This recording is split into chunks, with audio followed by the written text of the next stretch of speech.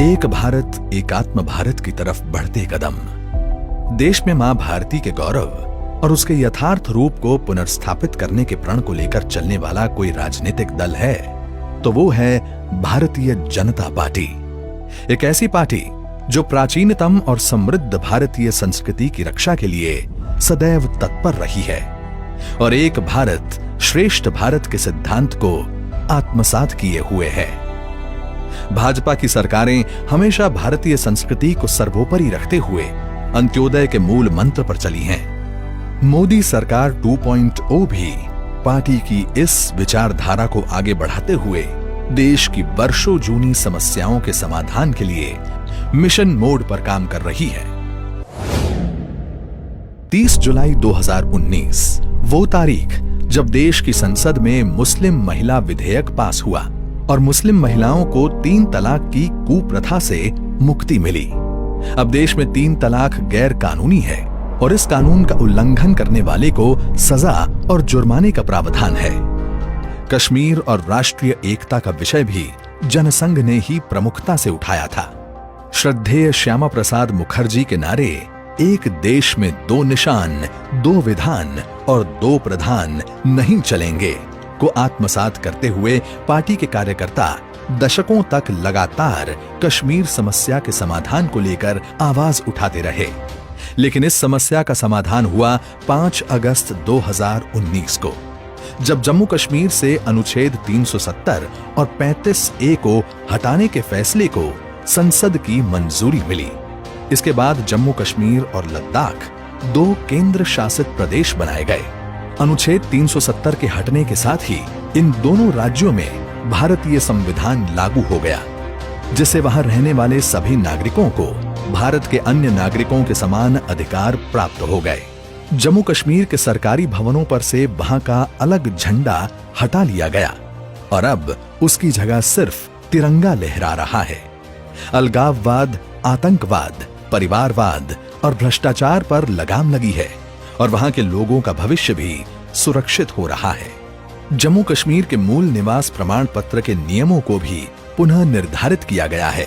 प्रदेश में अब तक सौतेला व्यवहार झेल रहे पश्चिमी पाकिस्तान से आए शरणार्थी और सफाई कर्मचारियों के बच्चे भी अब नियमानुसार जम्मू कश्मीर में डोमिसाइल प्राप्त कर सकते हैं।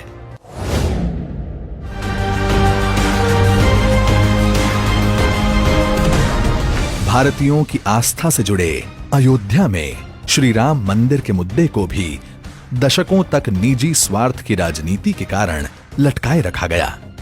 भाजपा ने राम जन्मभूमि पर मंदिर निर्माण के लिए अनवरत संघर्ष किया। केंद्र में मोदी सरकार आने के बाद राम मंदिर मामले की सुनवाई में तेजी आई और नवंबर 2019 को सुप्रीम कोर्ट ने राम जन्मभूमि के पक्ष में फैसला सुनाया। इस फैसले के बाद मोदी सरकार ने तुरंत ही श्री राम जन्मभूमि तीर्थ क्षेत्र नाम से स्वायत्त ट्रस्ट का गठन किया। सुप्रीम कोर्ट के आदेशों के अनुसार एक स्वायत्त ट्रस्ट श्री राम जन्मभूमि तीर्थ क्षेत्र ट्रस्ट का नाम होगा श्री राम जन्मभूमि तीर्थ क्षेत्र।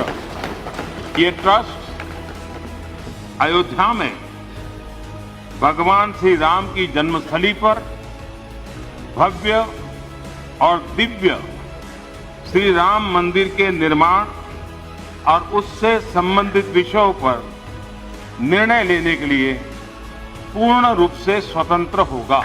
राम जन्मभूमि पर भव्य राम मंदिर का निर्माण कार्य शुरू हो चुका है और राम लला चांदी के सिंहासन पर विराजमान हो चुके हैं।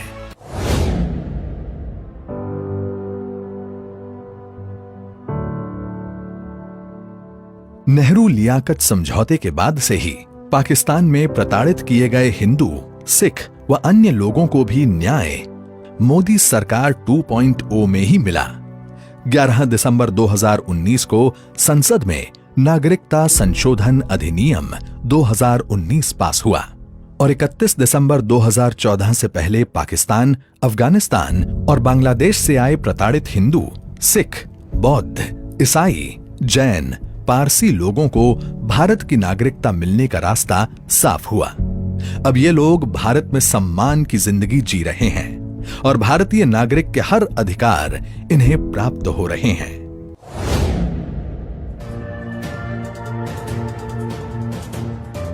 उत्तर पूर्व की प्रगति और वहां के लोगों के सशक्तिकरण के लिए मोदी सरकार सदैव प्रतिबद्ध रही है। वर्षों पुराने ब्रू रियांग शरणार्थियों के मसले और असम में बोडो समस्या का भी मोदी सरकार ने स्थायी समाधान निकाल लिया है। करीब 34,000 ब्रू शरणार्थियों को त्रिपुरा में बसाया जा रहा है और उनके पुनर्वास के लिए केंद्र सरकार आर्थिक मदद भी कर रही है। बोडो समझौते के बाद अब बोडो की सामाजिक, भाषाई, सांस्कृतिक और जातीय पहचान को बढ़ावा मिल रहा है और विभिन्न परियोजनाओं से जनजातीय क्षेत्रों का त्वरित विकास सुनिश्चित हुआ है।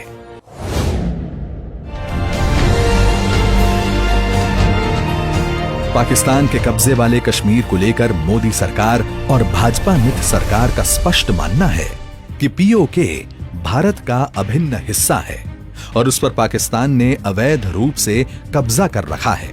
यूएन सहित सभी अंतर्राष्ट्रीय मंचों पर भारत ने अपने इस क्षेत्र को वापस लेकर सामरिक और भौगोलिक अखंडता और प्रभुता की रक्षा के लिए कटिबद्धता जग जाहिर की है।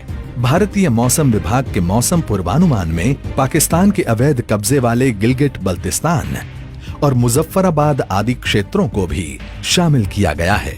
पिछले एक साल में एक भारत एकात्म भारत के लिए मोदी सरकार 2.0 लगातार बड़े फैसले लेती रही है और ये क्रम अनवरत जारी है।